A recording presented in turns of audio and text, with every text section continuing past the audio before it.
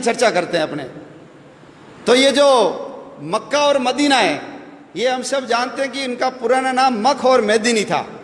आज भी वहाँ मक्केश्वर महादेव शिवलिंग है, वहाँ उसको ढक करके रखते हैं। जाने वाला मुसलमान उसको चूम करके आता है, जैसे हम शंकर भगवान के शिवलिंग के हाथ लगाते हैं वैसे वो उस पत्थर को हाथ लगा करके आते हैं। भारत से जो भी मुसलमान हज करने जाता है उसको हिंदू मुसलमान बोलते हैं, क्योंकि वहाँ के मुसलमानों को पता है कि भारत के जितने मुसलमान हैं ये धर्मांतरित होकर के मुसलमान बने, ये सब पहले हिंदू थे, असली मुसलमान नहीं है, इसलिए उनको हिंदू मुसलमान बोला जाता है। मुसलमान वहाँ जाता है तो मुंडन करवा के जाता है, जैसे हम हरिद्वार में जाते हैं या तिरुपति बालाजी में मुंडन करवाते हैं, किसी की मृत्यु हो जाती तो भी हम बाल कटवाते हैं। तो मुंडन करवा करके जाना हिंदू संस्कृति और सभ्यता का प्रतीक है। हमारे संत जैसे बिना सिला हुआ कपड़ा पहनते हैं वैसे ही वो कपड़ा पहन करके वहां जाते हैं, उस बिल्डिंग के चारों ओर परिक्रमा करके आते हैं, जैसे हम मंदिर में करते हैं। दुनिया की सारी मस्जिदों के ऊपर गुंबद है, लेकिन मक्का की मस्जिद के ऊपर गुंबद नहीं है। वो हमारी पुरानी संस्कृत वैद्यशाला थी, बच्चे पढ़ते थे वहां, आचार्य उनको सभी प्रकार के ज्ञान देने का काम किया करते थे। हरिद्वार से जैसे गंगा जल भर करके लाते हैं वैसे मुसलमान वहां से पानी भर के लाते हैं, उसको अब्बे जमजम बोलते हैं। ये हमारी पद्धति है, लेकिन वो हमारे हाथ से चला गया। उसके पास में एक देश है ईरान, उसका पुराना नाम आर्यन था। 80% जाट और 20% ब्राह्मण रहते थे, वो सारे धर्मांतरित होकर मुसलमान बन गए। एक देश है अरबिस्तान, पुराना नाम है अरवनिस्तान। अरवन संस्कृत में घोड़े को बोलते हैं, अरबी घोड़े बड़े प्रसिद्ध थे। चेतक घोड़ा महाराणा प्रताप का अरबी घोड़ा ही था, तो वो हमारा अरवनिस्तान क्या बन गया, अरबिस्तान बन गया। अफगानिस्तान 1876 के अंदर बफर स्टेट के रूप में हमसे अलग किया और आजादी के आंदोलन से अंग्रेजों ने उसको काट दिया। 6.5 लाख वर्ग किलोमीटर की जमीन है वो। गांधारी वहीं की थी, दुर्योधन की मां आंखों पे पट्टी बांधी, पति अंधे, मैं भी नहीं देखूंगी। 1876 में हमारे हाथ से चला गया। 1904 में नेपाल हमारे से काट करके अलग किया। भगवान राम की ससुराल सीता माता जहां पैदा हुई वो नेपाल हमारे हाथ से चला गया। 1,47,000 वर्ग किलोमीटर का क्षेत्रफल है वहां। 1906 के अंदर उसके पास में एक भूटान नाम का देश है, 46,000 वर्ग किलोमीटर का क्षेत्रफल है। 1906 में हमसे काट करके अलग किया। 1916 ये जो तिब्बत है, जिसका पुराना नाम त्रिविष्टप है, 25 लाख वर्ग किलोमीटर का क्षेत्रफल है। दलाई लामा वहीं के रहने वाले हैं। और देश की आज़ादी के बाद जब 1962 में चाइना ने आक्रमण किया, तब तक वो हमारे पास था। उसकी विदेश नीति, उसकी रक्षा नीति, उसकी रक्षा का काम हमारी सेनाएं करती थी। लेकिन हिंदी चीनी भाई भाई पंचशील के सिद्धांत, नेहरू जी की गलती के कारण वो चाइना ने हमसे हड़प लिया, दबा लिया।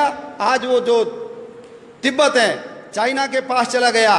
भारत और चीन के बीच में तिब्बत बहुत बड़ी भूमि थी, चाइना बॉर्डर से बहुत दूर था, लेकिन चाइना का बॉर्डर भारत के पास आकर के लग गया।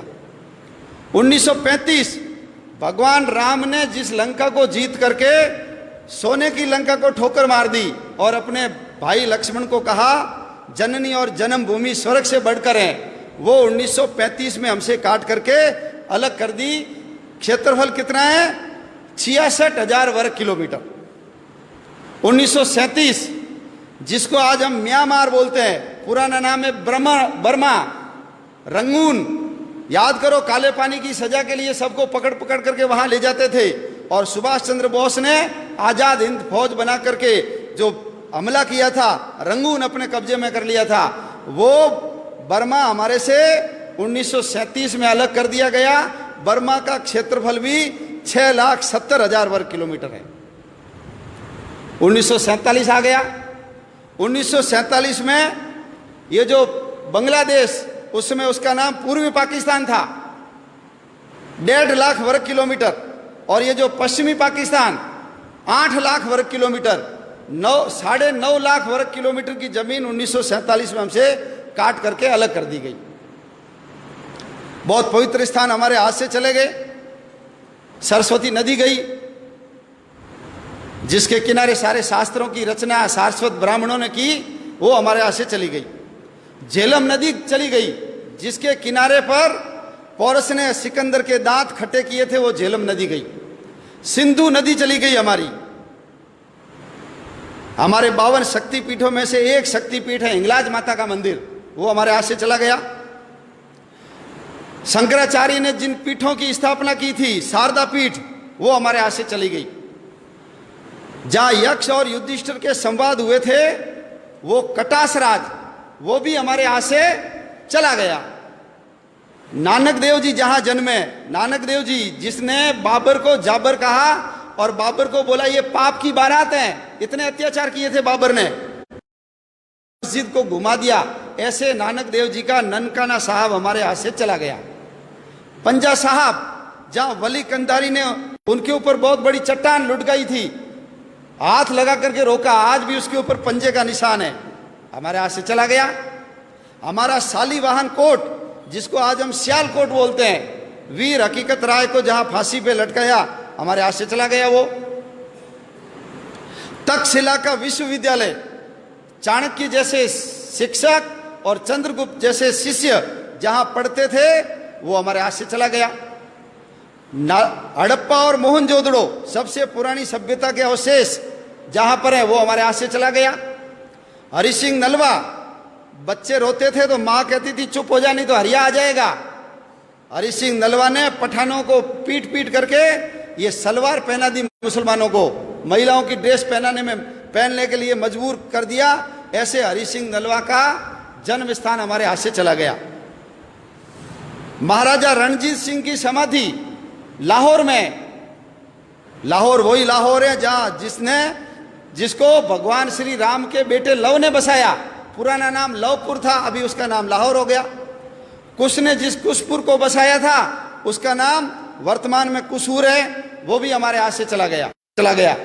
कश्मीर हमारे हाथ से चला गया। 2,22,000 में से 1,21,000 वर्ग किलोमीटर की जमीन पाकिस्तान ने ले ली, कश्मीर हमारे हाथ से चला गया। 1962 में चीन ने जब आक्रमण किया तो 35,500 वर्ग किलोमीटर की जमीन चीन ने दबा ली। और 1990 में 3 बीघा जमीन तो हमने पाकिस्तान को दान में कर दी। समुद्र तट के अंदर बसा हुआ मालदीव 3,000 वर्ग किलोमीटर का क्षेत्रफल है, वो मालदीव भी हमसे अलग हो गया।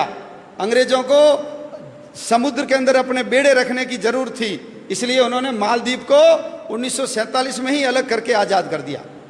इतनी बड़ी भूमि, इतने 6 प्रांत हमारे हाथ से चले गए, कुल 62 जिले गए। और जिस समय देश का विभाजन हुआ, हमारे कबूतर उड़ाने वाले अंकल जी जब लाल किले पे खड़े होकर के अपने शेरवानी के तीसरे बटन हॉल में गुलाब की कली सजा करके भाषण दे रहे थे, उस समय पाकिस्तान की सड़कों के ऊपर हमारी माँ बहनों को नंगा करके उनके जुलूस निकाले जा रहे थे। रेलों के अंदर काट काट करके भर भर रेलें भेजी जाती थी। भाला टांग करके बच्चों की एक के ऊपर एक, जैसे सुई के ऊपर फूल डाल करके माला बनाते हैं, ऐसे बच्चों को डाल डाल करके गांधी जी के लिए तोहफा, नेहरू जी के लिए भेंट, ऐसा लिख लिख करके वहां से भेजा जा रहा था। नर कंकाल इधर से उधर किए जा रहे थे और हम गीत गा रहे थे, दे दी हमें आजादी बिना खड़ग बिना ढाल। एक बूंद भी खून नहीं बहाया और आजादी मिल गई, ऐसा उस गीत के अंदर वर्णन है। 12 लाख लोग मारे गए, 12 लाख लोग, 2 करोड़ लोग बेघर हो गए। लंबे लंबे मीलों लंबे काफिले, जितना सामान उठा सकते हो लेकर के चलो। कल्पना कर सकते हैं यदि कल हमको कह दे यहां से छोड़ के सब चले जाओ, इतना आलीशान मकान, इतनी बड़ी दुकान, फैक्ट्री, क्या बीतती है मन के ऊपर। लेकिन यह इतिहास हमको नहीं पढ़ाया जाता, और नहीं पढ़ाने के कारण आने वाले समय में हम देश की रक्षा कर पाएंगे कि नहीं कर पाएंगे, प्रश्न चिन्ह खड़ा होता है।